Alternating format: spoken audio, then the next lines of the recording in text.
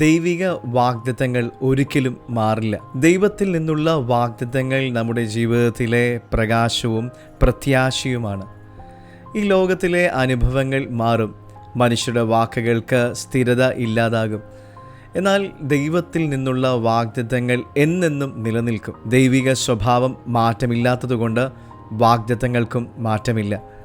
നമ്മുടെ ജീവിതത്തിൽ പ്രതികൂലങ്ങൾ വരുമ്പോൾ, ആവലാതി നമ്മെ പിടികൂടുവാൻ ശ്രമിക്കുമ്പോൾ ദൈവിക വാഗ്ദത്തങ്ങളെ മുറുകെ പിടിക്കുന്നത് നമുക്കെപ്പോഴും ധൈര്യം നൽകും. ദൈവം വാഗ്ദത്തം ചെയ്തവയെല്ലാം നമ്മിൽ നിറവേറ്റുമെന്ന് നാം പൂർണ്ണമായി വിശ്വസിക്കണം. ദൈവിക വാക്കുകൾ സത്യമാണ്. ദൈവം വിശ്വസ്തനാണ്. അവൻ നമ്മെ ഒരിക്കലും കൈവിടുകയില്ല, ഉപേക്ഷിക്കുകയുമില്ല. അവൻ നമ്മുടെ കൂടെയുണ്ട്.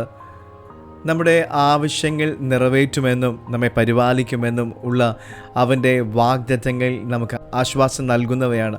യഹോവ തൻ്റെ സകല വഴികളിലും നീതിമാനും തൻ്റെ സകല പ്രവൃത്തികളിലും ദയാലുവുമാകുന്നു.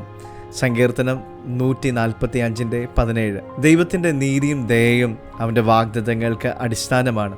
അവൻ്റെ വാഗ്ദത്തങ്ങൾ നമ്മുടെ നന്മയ്ക്ക് വേണ്ടിയുള്ളതാണ്. നിങ്ങളെ വിളിക്കുന്നവൻ വിശ്വസ്തനാണ്, അവനത് നിവർത്തിക്കും. തെസ്സലോനിയർക്ക് എഴുതിയ 1-ാം ലേഖനം 5-ാം അധ്യായം 14-ാം വാക്യം. നമ്മെ വിളിച്ചത് ജീവനുള്ള ദൈവമാണ്. അതെ, ആ ദൈവം വിശ്വസ്തൻ തന്നെയാണ്. വാഗ്ദത്തങ്ങൾ ദൈവം നിറവേറ്റും. നമ്മുടെ ജീവിതത്തിൽ ദൈവിക പ്രവൃത്തി സജീവമാണെന്ന് തിരിച്ചറിഞ്ഞുകൊണ്ട് അവയിൽ പൂർണ്ണമായി ആശ്രയിച്ച് നമുക്ക് ജീവിക്കാം. God bless you.